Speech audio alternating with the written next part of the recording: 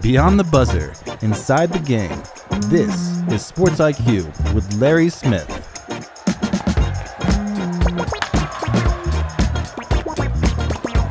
Sports IQ on a Thursday, October 23rd. Glad you're here with us. We have got some great guests coming up. You know, we don't talk a lot of NHL. We just haven't, just because there's only so much time of the day. But we're going to make sure we get to that. And to get us started here in the opening weeks, to kind of assess where we are at the moment in the NHL, our friend Chris Bingle from CBS Sports is joining us a bit later in the show. We'll break down, really what the Habs are doing. Winnipeg. We'll talk a little Vegas. Tampa, Boston, what are you thinking? So we had a lot of questions lined up for him, and that's on the way here in a few minutes. And in just a couple of minutes here, we're going to talk a little college basketball. Number 1 Purdue is at 9th-ranked Kentucky tomorrow night in an exhibition. So we can't wait to see that, and I can't wait to talk with Rob Blackman, who's a play-by-play man for the Boilermakers. He'll join us here in just a couple of minutes. Let's get to NBA, and day 2 underway already, though you can chalk up an OMG about Victor Wembanyama. Did you see this last night in Dallas? Wemby facing off against this year's number 1 pick, Cooper Flagg, and let the kid know who's the best of the West right off the bat. Wembanyama finishing the night with 40 points, 15 boards, 3 blocks, and an assist. San Antonio over Dallas, 125-92. And by the way, Wemby did this in only 29 minutes of action. That's all. Wembanyama becoming the first player since the 1977-78 NBA-ABA merger to record 40 points and 15 rebounds while shooting 70% from the field with 0 turnovers. Wow. Flagg, what about him? Well, on most nights, excellent start to an NBA career, although he was overshadowed by Victor. Cooper with 10 points, 10 boards. But again, this night all about the third-year pro from France, stamping the league as his, somebody who has not been a part of the NBA MVP conversation, but you know what? Keep playing like that, and you may just become the front runner pretty quickly. Another rookie debut last night, Philly's VJ Edgecombe putting his name in the record books in fine fashion. The Baylor product going off for 34 points. And you ask, okay, well, who cares? Well, here's why you should care. That's the best NBA debut by an NBA player since Wilt Chamberlain scored 43 back in October of 1959. Yes, Bird, Magic, MJ, LeBron, nobody did that in his debut. Edgecombe, looks like the Sixers have got a keeper there. Oh, by the way, teammate Tyrese Maxey had 40 points. 76ers needed every single one of them to beat the Celtics 117-116. In Portland, Anthony Edwards, 41 points. Minnesota rallying late in the fourth quarter to get a 118-114 season opening win over the Trailblazers. Not bad for a guy who was questionable to play in this game with back spasms. Last season, the Cavs began the year with 15 straight wins on the way to a 64-win season. Last night, opening against the Knicks and their new head coach, Mike Brown, OG Anunoby had 24 points and 14 rebounds. Jalen Brunson scored 23. The Knicks over the Cavs, 119-111. So no 15 wins to start the season for Cleveland. In Chicago, Nikola Vucevic had 28 points, 14 rebounds. Modest Bazelis, 21 points. The Bulls regrouping after blowing a 23-point lead as they beat the Pistons 115-111 in their opener Wednesday night. Josh Giddey added 19 points and 11 assists, and the Bulls went from leading by 23 in the second quarter to tied near the end of the game, but again, they come away with the win. Now, in some other news, basketball news to pass along, this coming up earlier today, Portland coach Chauncey Billups reportedly among those arrested on Thursday as part of an FBI probe into illegal gambling activity, as according to multiple sources. Billups' arrest is reportedly not related to any games that he coached. This is per NBC News. Also arrested was Miami Heat guard Terry Rozier. FBI Director Kash Patel in the Eastern District of New York will hold a press conference later to further discuss the case and, quote, numerous arrests in illegal sports betting and poker game schemes, end quote, including 2 indictments, all this according to a press release. Rozier, 31 years old, previously had been under investigation for unusual betting activity during his time with the Hornets, and specifically a contest in March of 2023. Well, let's turn now to college basketball. As we mentioned a couple of minutes ago, it is Purdue, number 1 in the country, with the best player in the country at Kentucky tomorrow night, an exhibition game. These are always fun, but again, because it's 2 top 10 matchups, 2 of the best teams in the country, it takes on extra attention. Thrilled to have on the show back with us talking about this matchup, Boilers play-by-play man, Rob Blackman is back on the show. We've had him on several times. Rob, welcome back. How was your summer? Pretty good, Larry. Thanks again for the opportunity to talk Purdue basketball. It was a highly anticipated summer because we were all thinking about, is Purdue going to be ranked number one in the first preseason poll of the year? I think most of us felt like probably we're going to be ranked number one, but it was kind of cool there to see that number one pop up beside your name for the first AP and first coaches poll of the season. So yeah, that made that summer even better. Let's put it that way. Yeah, absolutely. For me, I take preseason polls, not so much where you're going to land. Preseason number ones rarely run the table. That's not going to happen. But to me, what it says for me is that you are respected if you land in the top 10 or top 25, because these days no one really truly knows, especially now with the player movement and NIL and the portal and everything else. You don't really know what you have. But to me, it's like, you know what? This is a program. You've got good players. They've got a great coach, and we really respect what this program is doing. So I really see this as the ultimate compliment to what Matt Painter is doing there in West Lafayette.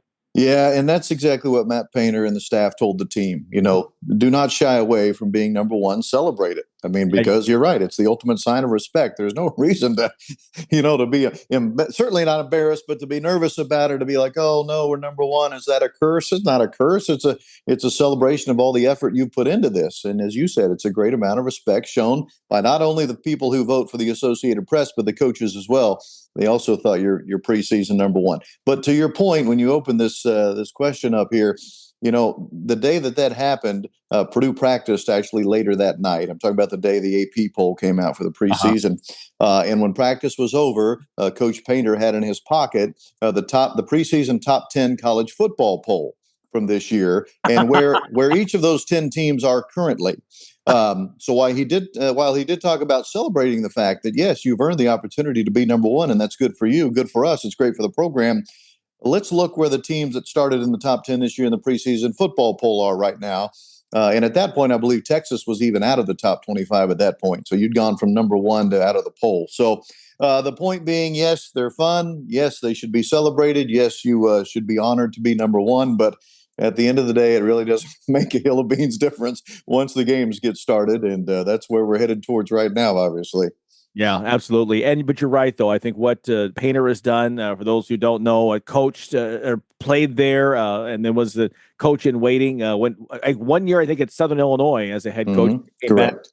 Is it 19th, 20th year he's been there now?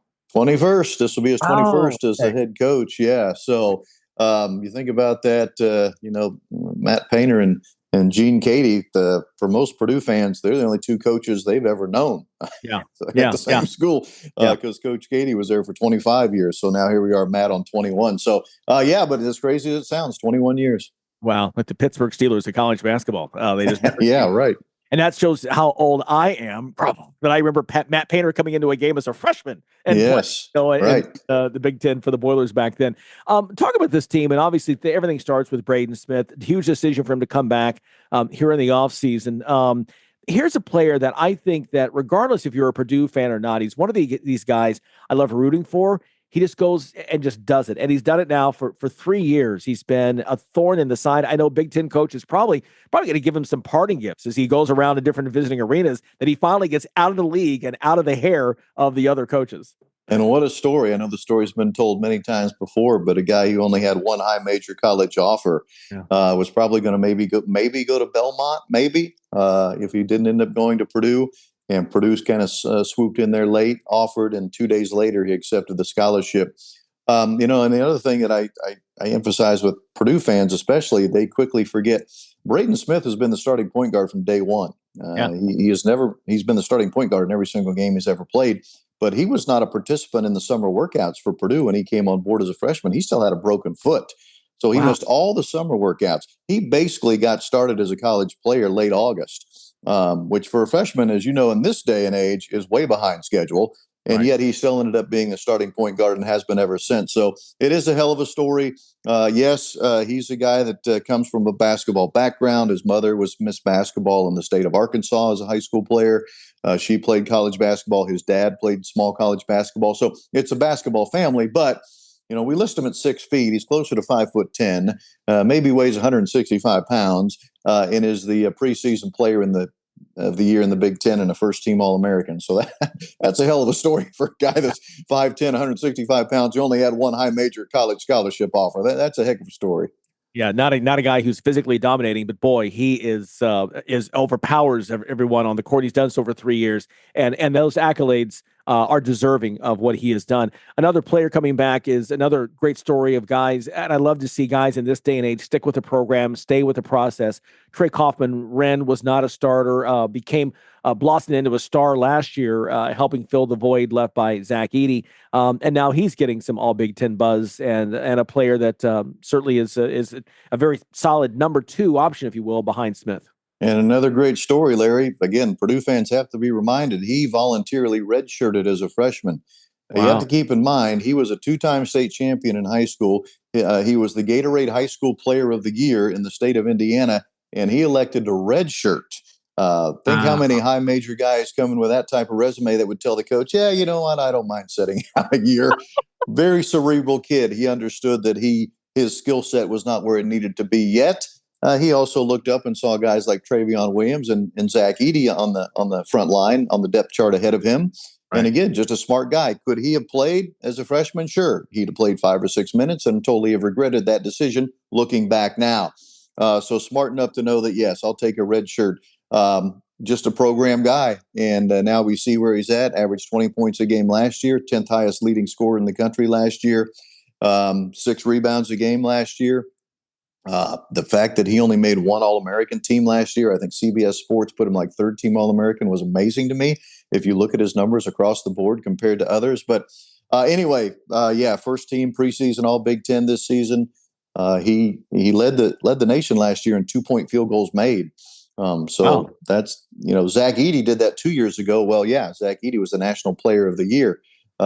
Same thing happens the very following season for Trey Kaufman-Renn. He can't get any love nationally. So maybe you have to be 7'4" to get that kind of love. I don't know. But yeah, again, great story. The nice thing about this Purdue team is they do have some pretty unique stories that have put them in a position to have success this year. And Trey Kaufman-Renn is one of them. Yeah. Yeah, it's exciting to see what they're doing there. Talking again with Rob Blackman, play-by-play man for the Purdue Boilermakers, number 1 of the country, taking on Kentucky tomorrow night at Rupp Arena. It should be a raucous atmosphere, 20,000 plus for an exhibition. That's just the way they do things in the Bluegrass. Talk about this team right now going in. You guys have added some pieces as well, and a couple of the guys really made a bit of a splash with that. They were really highly sought after, and Painter was able to land them there for Purdue. Yeah, Oscar Clough would be the one that you want to start with. Most of the publications that rank these kind of things had him as the number 1 transfer portal guy that was in the portal, and Purdue got him very quickly in the process. Actually, I can remember being in Indianapolis last year. Coaches are prepping for the Sweet 16 on one with a phone in one hand, talking to coaches, trying to get ready for Houston. And in the other hand, another phone talking to Oscar Clough, trying to get him out of the transfer portal. And so Purdue was fortunate to get him. And look, he was 2nd leading rebounder in the nation last year, 2nd in the country in double-doubles. And that's what Purdue needs, is rebounding presence. If there is a major deficiency, Coach Painter would be the first to tell you this, major drop-off from 2 years ago when Purdue played for the national championship to last season, it was rebounding. Purdue 2 years ago, I think, was plus 11.6, somewhere in there, 2nd best in the country. Last year, Purdue was plus 2 rebounding. So that's 9 more possessions you don't get in a game. The other thing Purdue had going for it 2 years ago was Purdue is not only the 2nd leading rebounding team in the country, but they were number 1 in the country in offensive rebounding opportunities at about 50%. So basically, every shot that Purdue missed, they had a 50-50 chance of getting it back and shooting it again. So that's pretty good, right? If those are your options. Again, Zach Edey was such a big part of that. But Oscar Clough can certainly help in that area. He's an underrated post defender. Purdue could certainly use some help there. Purdue was dead last year in 2-point field goal percentage defense. Think about that. Purdue went all the way to the Sweet 16, was an eyelash away from going to the Elite 8, and was the worst 2-point defense team in the country. Wow. So Purdue had no rim protection, and Purdue couldn't rebound. The other thing with rebounding, and again, Matt Painter has gone out of his way to talk about this in the offseason, he firmly believes Braden Smith is the best transition point guard in the country. Well, you can't get out in transition if you don't have the ball, as you well know, Larry. So if Purdue has that ball, taking it off the glass and gets out and running in transition, Purdue should probably be awfully good offensively. So hopefully Purdue can get back to the numbers, especially rebounding and offensive rebounding they had from 2 seasons ago. If they can, they're going to be in business this year. There's no doubt about it. Yeah, excited to see them tip it off tomorrow night against the Wildcats. What are you expecting? Exhibitions are a little different. Players don't foul out. I mean, you could commit 6, 7, 8 fouls, whatever. Doesn't matter. What do you expect to see from this contest tomorrow night? Let me give you a funny story before I go on with that. Okay. So 2 years ago, Purdue plays at Arkansas. Excuse me, at Arkansas exhibition game, fundraiser for tornado relief. Yep. So Purdue was playing in Arkansas, and they packed the building. Arkansas happened to have a non-football weekend. They were off that weekend, so it was a great weekend to play down there. So it's a full house crowd, packed building, jammed to the rafters. Zach Edey picks up his 5th foul late in the game. It's a very closely played game. And so Coach Painter looks down at the USC staff, no longer now at USC, used to be at Arkansas, right. and says, "Hey, Zach can stay in the game, right? It's just an exhibition." They said, "No, he has to come out." So they made him foul out of the game in an exhibition game, which I'm speaking of Coach Musselman, obviously, in Arkansas won that game. But so, yes, normally in these exhibitions, you don't worry about fouling out. In that game, they did. So the last 3 seasons, now including Kentucky, it was at Arkansas. Last year was at Creighton, who was top 15 in the country to start the year. And now, of course, number 9, Kentucky. Matt Painter loves these games because he wants his team, especially the young guys, not the Braden Smiths, the Fletcher Lawyers, the TKRs. They've been on the road. They understand hostile environments. But the young guys and the transfers, they don't. We got Liam Murphy, who's a really good player at North Florida. Okay, he's never played in this type of an atmosphere. Oscar Clough, while he was an outstanding player, was playing mid-major level basketball. Mm-hmm. So he likes these games on the road. Someone asked him earlier this week, "Well, why don't you ever do these exhibition games at home?" He said, I don't need to play at home. I know what Mackey Arena is like. We've had 89 straight sellouts. We'll be just fine in Mackey Arena, but how are we going to be in a hostile environment on the road? It's a great test in a game that doesn't count. Keep in mind, I have to again remind Purdue fans, Purdue didn't win at Arkansas last year. Purdue did not win at Creighton last year. Purdue has not had a lot of success in these exhibition games, but it's not about the winning and losing for Coach Painter. As a matter of fact, Purdue will not even put together a scouting report for this game. They've never done that for an exhibition game. They'll treat it like a true exhibition, but they'll also put a lot of emphasis on playing in a hostile environment and seeing how the young players and the new players handle themselves in that situation. Because as you know, Larry, when you start going to Michigan State and Bloomington and Michigan and Nebraska, that's what it's going to be like. It's going to be similar to Rupp Arena. So it's going to be a great test for Purdue. Yeah, and I love when coaches do this because, to your point, you have enough of those money games early in the season at home that you get a chance, that everyone gets a chance to play, et cetera.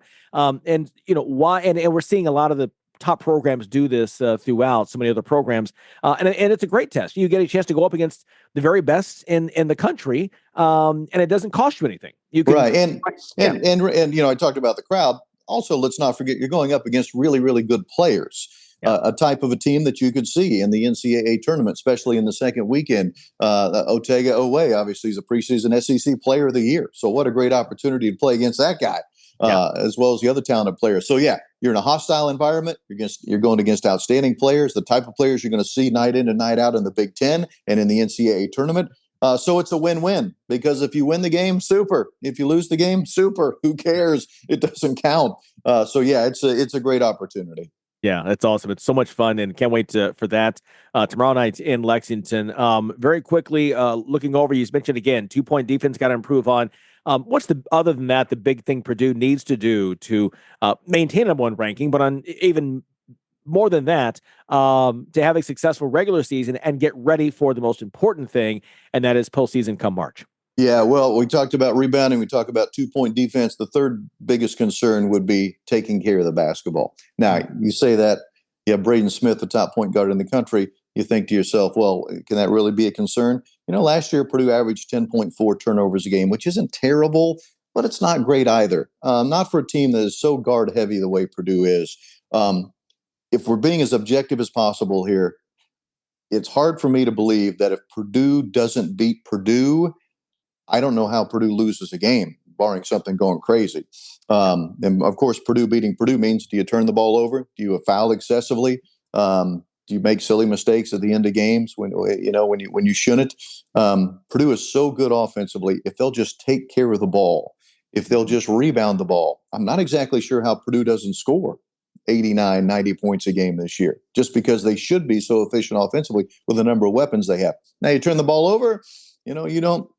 Look, 2 years ago, I mentioned the rebounding. If you look at the turnover numbers 2 years ago, Purdue on the average got about 13 more possessions a game than the other team. Think about that. You have 13 more possessions than the other team on the average, and you have Zach Edey, the National Player of the Year, on your team. You're winning a ton of games, which is what happened. If Purdue can be in that kind of ballpark this year when it comes to both turnovers and rebounds, I have a hard time believing that Purdue's going to lose very many games, if any at all, quite frankly. Yeah, they're an exciting team, and like I said, what Coach Painter has got rolling there is fantastic, and we appreciate again the fact that you've got a front row seat, and you can share some of that info with us when we call. Rob, safe travels, enjoy the weekend in Lexington, and with the upcoming season, and we'll talk with you soon. Okay, Larry, thank you. All right, brother. Thanks so much. Rob Blackman, once again, he's the play-by-play man for Purdue Boilermakers, #1 in the country, taking on Kentucky, #9, tomorrow night at Rupp. Okay, more Sports IQ. We'll talk a little baseball up next. You're listening to Sports IQ with Larry Smith. Man, great to talk with Rob Blackman there about Purdue, Kentucky coming up tomorrow night. Can't wait for that. Basketball's here, college basketball, NBA, NHL. We got Chris Bingle coming up here in a couple of minutes, talking a little hockey with you. We go to the ice right now, though. Let's go to baseball as we wait for the World Series to start tomorrow night. It's the Dodgers at the Blue Jays in Game 1. Some off-field news: after days of negotiation, Tennessee coach Tony Vitello has been named the new manager of the San Francisco Giants. This marks the first time a big league team has hired a manager directly from a college program without any experience as a professional coach. Vitello's considered staying at Tennessee, where he won the Men's College World Series last year in 2024, replaces Bob Melvin, who was fired back last month following an 81-81 season, the fourth consecutive year the Giants missed the playoffs. So, producer Tony, I know you've been chomping at the bit. This has been talked about now for several days. To talk about this one, boy, what a landmark decision by the Giants, really stepping out and literally going outside the box to hire the next skipper. Yeah, this is a different area for them, taking a college coach, putting him in the major leagues. Look, there's no doubt Vitello can coach, right? He's done a great job with Tennessee. He's built that program. But there's two things I'm interested in seeing. One, he's a bit animated in a college dugout. And college umpires tend to be a little more forgiving, I think, than the pro umpires are. Guys in the major leagues aren't going to take some of his antics. I think the first couple weeks of next year's baseball season, I'm going to keep an eye on some Giant games. I'm betting there's going to be an ejection or two happening, as he kind of gets used to them and they get used to him, right? Yeah. And the other thing is he's used to managing kids who have to rely on him for everything, from playing time, from all of that. Where do they play? How do they play? The NIL, they're kind of beholden to the manager. In baseball, that guy who's making, $40-50 million for the Giants, not beholden to the manager. And he's not going to be afraid to go, look, get me out of here. I can't deal with this dude and his rah-rah, stuff. It's not going to play. So that's going to be an interesting conundrum that the Giants are going to have to deal with a little bit. Yeah, absolutely. Vitello, 47 years old, 2 decades on the college level as a coach, and then an assistant coach, and then a head coach, of course. And by the way, talk about the money. They wanted him so badly. Reading ESPN's report here, the Giants willing to pay the $3 million buyout on his contract. Wow. If he's the guy, if you think it'll get you into the playoffs and get you over the top, go for it. It'll be an interesting experiment. That's for sure. Yeah. Yeah. Closest we do have this, we have seen, the Brewers manager, Pat Murphy, 25 years in coaching in college, but he was a bench coach for several years, in the minors, a minor league manager as well. So we have seen that, but he had pro experience, unlike Vitello. So we'll see what happens there. Let's turn now to the big series, the Fall Classic. It's the Dodgers and the Blue Jays. And you were talking before we started the show. You just don't see, look, anything's possible, but the Dodgers really just a heavy favorite to repeat as champs in this one. I don't see how they're not the heavy favorite, right? Larry, this rotation, when you look back at the last 20, 25 years of baseball, we haven't seen a rotation with these kind of stats going into a World Series probably since the Braves rotation of Smoltz, Glavine, and Maddox. Wow. In their heyday. You got Snell and you got Glass now, both with ERAs under 1. Yamamoto is in the ones. And the poor guy who's the poor old number 4 starter, just Shohei Ohtani, is at 2.15 through these playoffs. Each one of them averaging better than a strikeout an inning pitched. Wow. So they are getting it done on the mound, and they're all going 6, 5, 6, 7 innings, no problem. You're not seeing Dodger starters pulled after an inning and 2/3, after 2 innings, and taxing the bullpen, which has been great because their bullpen still is scary to me. Yeah. Like that's Toronto's shot. Toronto must get to these starters. They must get into that bullpen because the deeper they get into the bullpen, the better it is for Toronto. You can look at one stat. Will tell you how this series is going to go. Dodger starters average 6 innings pitched. They win this series. Period. End of story. Yeah, no, you're exactly right. Now the Dodgers are well rested. Of course, they took care of the Brewers in quick fashion with the sweep. Meanwhile, the Jays had to go 7 to get past Seattle. Now, conventional wisdom says the better rested team has the advantage, but that hasn't always been the case in baseball because they play every single day. Sometimes you can take too much time off, and that's kind of my big concern right now is, was it too big of a gap for the Dodgers? Yeah, we're going to have to see because pitchers are used to certain routines, right? Baseball's all about routine. You do the same thing each day, every 4 or 5 day, you're on the mound, blah, blah, blah. And they haven't done that. And they've been off for 9 days now, I think it is. Close, yeah. So it's going to be a little while, maybe that first couple games. That's where Toronto might have an advantage to keep their momentum. Like I said, have to get into that rotation and get them out of the game. If their hitters can't do that, it's going to be trouble for Toronto, I think. Yeah, absolutely. Toronto, they do have the big bats. George Springer brings a lot of World Series experience with what he did with the Astros. Of course, we've talked about the big 3-run blast that he got in the 7th inning to put the Jays on top. They were down 3-1. That was the game-winning hit.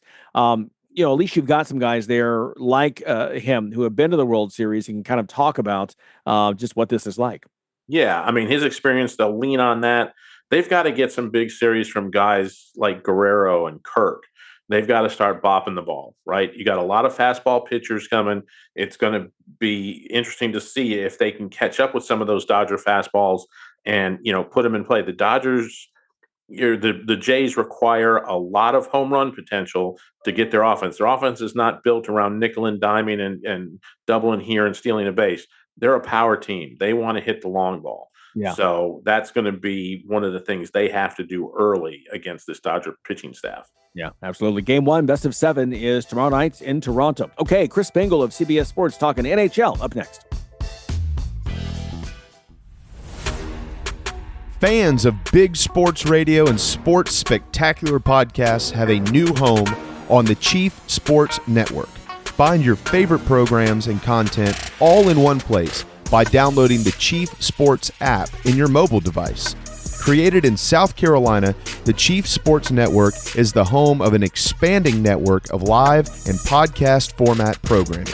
It is also the home of one of the leading national college football podcasts, JC and Morgan, hosted by ESPN's Mike Morgan and 24/7 Sports' JC Sherbert. Download the Chief Sports app for free and find all of your favorite programming under one easy umbrella. Thanks to all of our markets for your loyal support of Big Sports Radio and our Sports Spectacular podcast, and we look forward to connecting with you anywhere in the world on the Chief Sports app.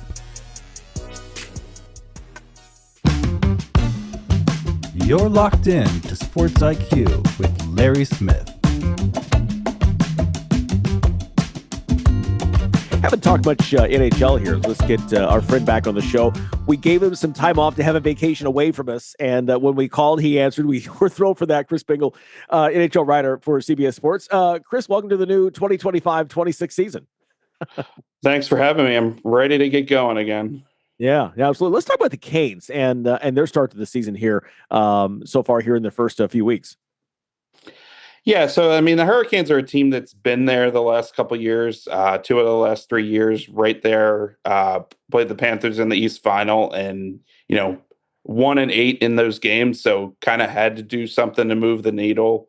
In the offseason, which they did, they signed Nikolaj Ehlers from the Winnipeg Jets, big lofty contract. They also brought in former New York Rangers defenseman Keandre Miller to kind of seal up the back end in, pair of moves that could really vault them, into that conversation. Obviously, Florida's looking a little vulnerable. No Barkov, no Kachuk for a good portion of the year.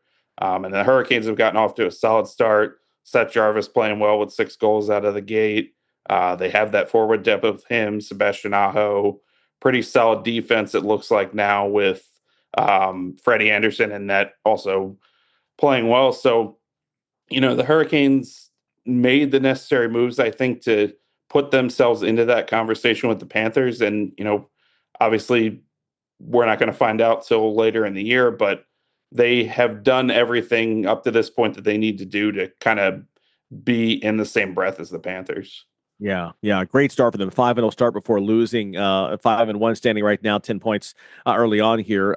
Same number of points that Detroit has, 5-2 mark right now for the Red Wings. Are they for real, or is this just a flash in the pan here at the start of the season?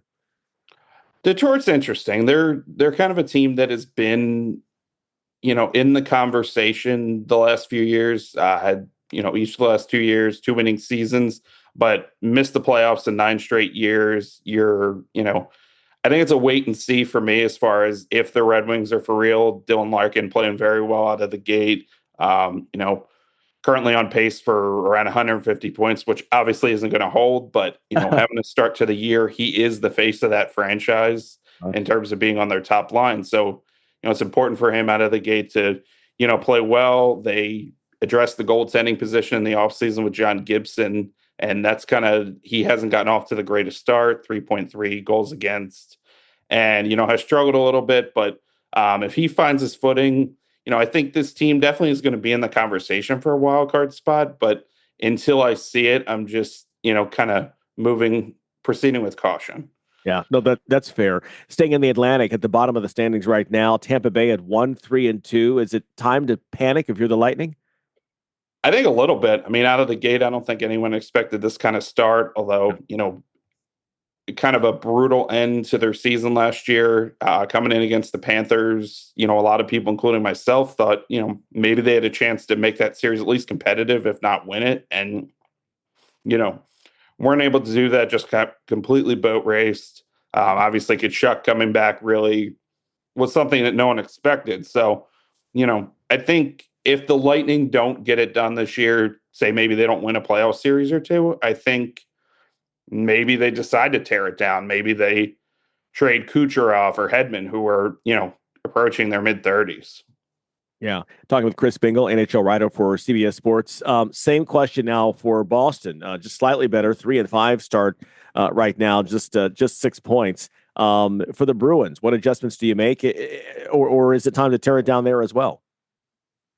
The Bruins are interesting. Haven't, gotten off to the best start. I don't think many thought that they're kind of going to be a playoff team this year. They're kind of due for a down year, it seems like. Didn't really added some secondary pieces in the offseason, but nothing that really moves the needle at all.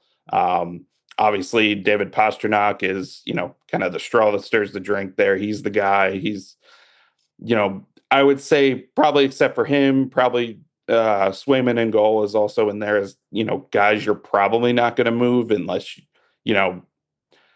some team offers you a king's ransom for Pastrnak. I think but I think anybody else is pretty much on the table. And if this kind of continues to go south, they're potentially in the range where they could get a lottery pick. Maybe they get lucky and get one of the top picks, maybe get the number 1 pick and get Kevin McKenna, who is going to be kind of in that, Connor McDavid, kind of mindset where he, is going to play immediately and, is looking like a future star. So it's going to depend where the Bruins are later in the year, but I wouldn't be surprised if they did tear it down.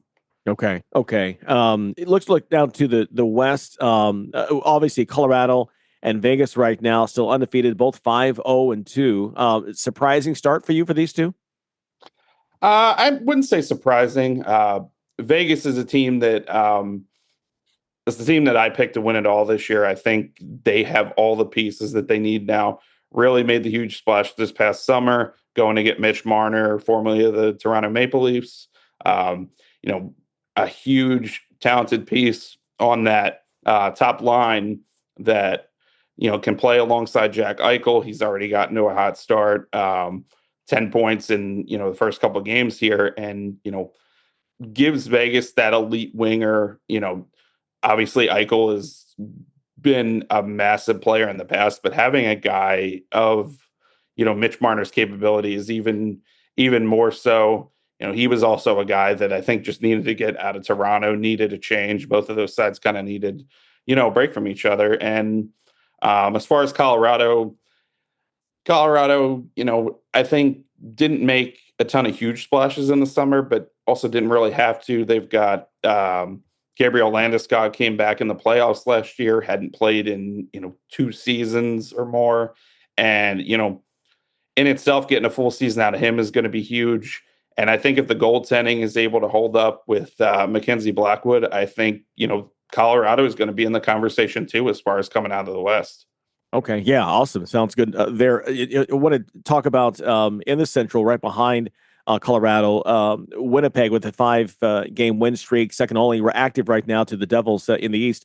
Winnipeg and Utah with hot starts right now, already 10 points. How good are those two teams? It's looking like very good out of the gate so far. Jets were obviously a team that was, you know, in the mix last year, win the President's Trophy with the league's most points. You know, ran into Dallas in the playoffs and just weren't able to get it done. Jets are, you know, the last couple of years have always been a contender, but I think the biggest issue for them has been when the playoffs rolled around, and Connor Hellebuyck for some reason just has not performed. I mean, you're talking about a guy that's won Vezina Trophy as the best goalie each of the past 2 years, even won league MVP last year, winning the Hart Trophy. So you're talking about a guy that can just take over a game, and for whatever reason, when the playoffs roll around, he has not done that. And, you know, they're going to need that. You know, it's losing Ehlers in the offseason was not ideal for them, but bringing in Jonathan Toews, formerly of the Blackhawks, he's, you know, that experiment has gone well so far. Obviously, over a full season, you don't know what you're going to get, but, you know, 4 points so far in 6 games, not bad at all. Mm-hmm. And then the Mammoth, I think, you know, it's a team that's been a lot of excitement, especially, you know, relocating. Obviously, not so much excitement for fans of the Phoenix area, but, you know, this is a team that has forward depth now. In the offseason, they go out, they get JJ Peterka from the Buffalo Sabres in a trade. They just have an insane amount of forward depth. Clayton Keller, Dylan Guenther, you know, Nick Schmaltz leading the team in points so far. And, you know, I think if the back end is able to hold up and, you know, they continue to get that solid goaltending, I think they'll be in that conversation. I think they're definitely a playoff team. I don't know, you know, if they sneak in as a wild card, that matchup's probably pretty tough for them. But, you know, we'll see what happens. If they can, you know, kind of raise into that top 3 in the division, then anything can happen. Yeah, as an organization, obviously, there's a huge commitment there with the ownership. We talked yesterday's show about the massive practice facility that they have built, and they're going to build one for the Jazz nearby. So big things happening there in Salt Lake City. Is there a surprise player that's really stood out for you here these opening weeks? I think for me, maybe a little off the beaten path that I don't know that a ton of people are talking about, but Flyers goalie Dan Vladar, who the team brought in the offseason. I mean, I think it's no secret that the Flyers haven't had an elite franchise goaltender in years. Obviously, let Sergei Bobrovsky get away, and he has gone on to have a Hall of Fame career. But Vladar's been great out of the gate. Was planning to split time with Sam Ersson in Philadelphia, and, you know, so far he's been the guy. Started for the 6, 1.7 goals against, and it's just looked really comfortable in net for a Flyers team that, you know, I don't think is a playoff team this year. Maybe kind of on that cusp of a potential, you know, final wild card spot, but a team that's still rebuilding, still kind of building up that young talent. But I think to get the performance that they've got out of Ladar has been huge so far. Yeah. Another player I wanted to ask you about, Connor Bedard, has been thought to be the next big thing. A couple of seasons, he's averaged in the 60s for points on the season. Can he turn it up here in year 3? I think he definitely can. The talent is there. I know, he was kind of built in that same mind frame of a Crosby, and Ovechkin, McDavid, what have you. And, it was a lot of pressure coming into a Chicago team that was, absolutely at the bottom of the league, still rebuilding. So I think the talent does come through. He gets more and more comfortable this year. And I think there is a chance for him to go up from here, because you could see there's certain times where it comes through that he's just like his stick handling, passing, all of it is just sensational. So the talent's definitely there. I think he can, make that jump. But when you're on kind of a rebuilding team like that, it's certainly not the easiest. Yeah, no question about that. I want to ask you, too, before I let you go, about a personal question. My Capitals this year, Ovi now has the record, so that pressure is off. What do they have this year, and what are expectations? Yeah, I think they're pretty high this year. Obviously, Washington was in the running for the President's Trophy last year, and had a great season. And I know it's a lot of times, everybody only talks about Ovechkin, but the depth that this team has, up and down, especially when it comes to forwards. I actually had an opportunity to cover one of their preseason games here in Hershey when they played the Flyers, and just seeing a lot of their prospects up close. I think the farm system is extremely plentiful for them. I think that helps with depth if injuries were to arise. They also have solid goaltending. Logan Thompson is, locked in for the long term, has been good the last couple of years. And, I think maybe this is Ovechkin's, who knows if it's his final season, but I think this is a team that can definitely make some noise in the East. I would say they probably at least win a playoff series, if not 2, because this is a deep group. And, Ovechkin kind of had a slow start this year, 2 away from 900 career goals, which will be a pretty cool thing to see when he gets there. But this is a very talented team that, has all the makings of a team that can make some noise in the East. I love it. It's music to my ears. I want to squeeze in one more question. Going to the top of the Atlantic and the Canadians, they're getting great goaltending right now. Look, the league is better when the Habs are near the top, right? I mean, can they take that perch back anytime soon? I think they can. Talent is definitely there. It's kind of like basically equated to the NBA. Like when the Knicks are good, it's more fun, kind of something like that, where those historic franchises, when they're in the running, gets people excited. And I think there's plenty of reason to be excited in Montreal. Obviously, Cole Caulfield, they bring in Noah Dobson in the offseason in a big trade to kind of shore up the defense. I think the goaltending, can be up and down at times, but I think, overall, they have the talent, they have the depth, and, getting to the playoffs last year, getting a year under Lane Hudson, who won the Calder last year as the top rookie, I think is also huge. So I think the Canadians are a team that, at the very least, I think is a wild card this year, if not a team that can kind of jump into that top 3 in the Atlantic potentially. Okay. Very cool. I would ask you one final question, personal question, and I love asking this to beat writers that cover just a specific sport. At what point this summer were you like, okay, I'm ready to get back to work now? It was I did take some time off right after the draft and free agency and all that, so that was nice. But I think once he got to like mid-August and when training camp was a couple weeks away, it's like, all right, let's just get it going again. Just, want to watch something that matters. I'm sick of writing about this is what this team did in the offseason, and let's actually see it on the ice. Exactly. Love it. All right. Well, we're glad we're back. You're you weren't employed before, but back to being very busy every day. And always appreciate your insights, and look forward to talking to you again here in the near future.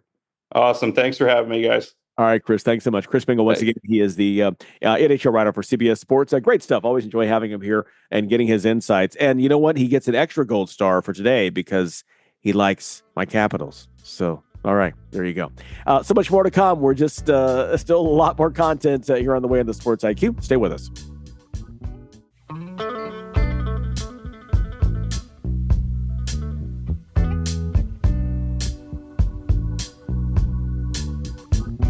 Back here on the show, talking with producer Tony. Okay, a couple of days down here in the NBA. We've had 14 games so far. I know you love what Wemby did. Big moment last night. Man, I saw that highlight and I was just like, oh my God. This guy is somewhere between 7'4" and 7'5".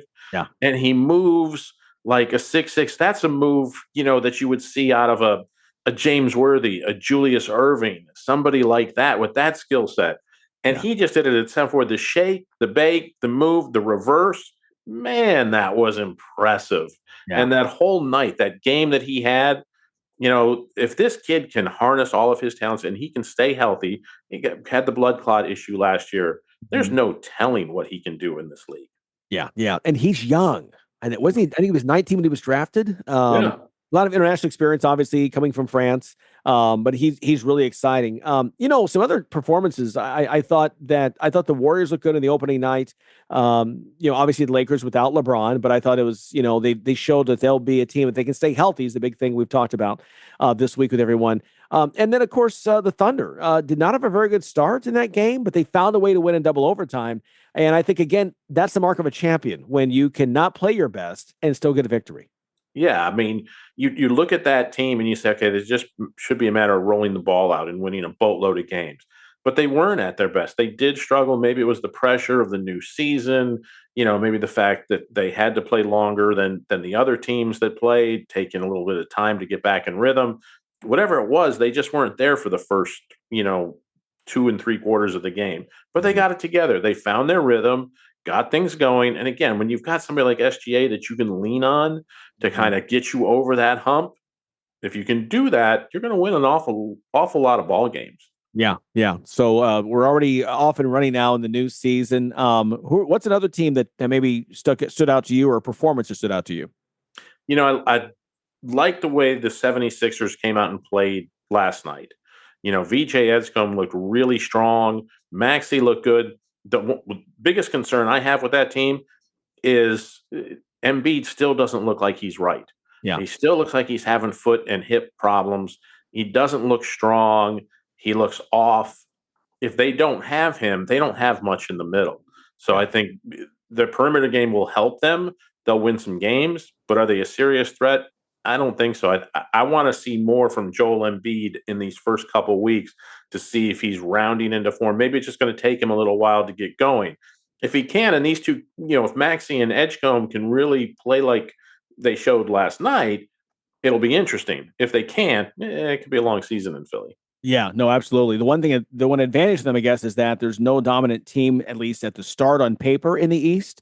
And so maybe that gives them some time to figure things out and kind of come along. I'm intrigued about what the Knicks will bring this year with the new head coach. Look, Thibodeau, everyone's talking about he's a grinder. And that was the big thing we talked about, was in terms of just playing your guys a ton of minutes. And at some point, the bowel's going to break, right? So maybe now with Mike Brown, who's been a veteran, he's been to the finals with Cleveland back in the 2000s, his first job. He's coached other places, Sacramento. Maybe a veteran guy. Feel like he's a player's coach. Maybe the change in leadership there makes a difference. They have the pieces. And I thought they came together and played a nice game. Jalen Brunson is one of my favorite players. He's always on the money. But they can just get some guys there, keep Cat out of foul trouble. Maybe they can make some noise. Yeah, it's a different kind of team. The Knicks, Cat is he's that throwback big man, right? Yeah. He needs the ball in the post, and he needs to go to work. He's not going to come out and shoot a lot of threes. He's not going to stand 3-point line and try to drive past people. That's just not his game. He's a back to the basket, kind of big man. So if that'll fly, if they can play to that strength, should be an interesting season for it. Like you said, the East is just up for grabs. Yeah. So it's going to be interesting to see how it plays out. Beating Cleveland was a great start for them, to see where it goes. Cleveland missing a couple players early in the season. Garland was out. We'll just have to see how they kind of gel the rest of the way. But the East is there for the taking. If you're a Knicks fan, you're going, please, now. It's been 40 years, 50 years. Let's go. Exactly. I'm running out of time here. Let's get this going. We're running out of time. We will stay in New York, though, for our moment of awe. That's up next. Everything is expensive right now. Gas, food, you name it. You're spending more, you are making the same or less money. So, what do? You rack up credit card debt. That's what you do. It's not your fault. It's the economy. And guess what? If you rack up too much credit card debt like some of us, you can't pay your bills. Then the credit card companies, as nice as they are, start hounding you for money. Then you start your downward spiral. A smart thing for you to do is to call the Zero Debt. They can help you consolidate all your credit card bills into one affordable payment. Millions of people have done it. It works to make you debt-free. Make this free call right now. It costs you nothing to learn more. 800-507-7293. 800-507-7293. 800-507-7293. That's 800-507-7293. Okay, time now for a moment of awe. And Jets fans, we know this season already is lost, but hang on. Just think about this. On this date, it was the Monday Night Miracle, down 30-7 at the end of the third quarter.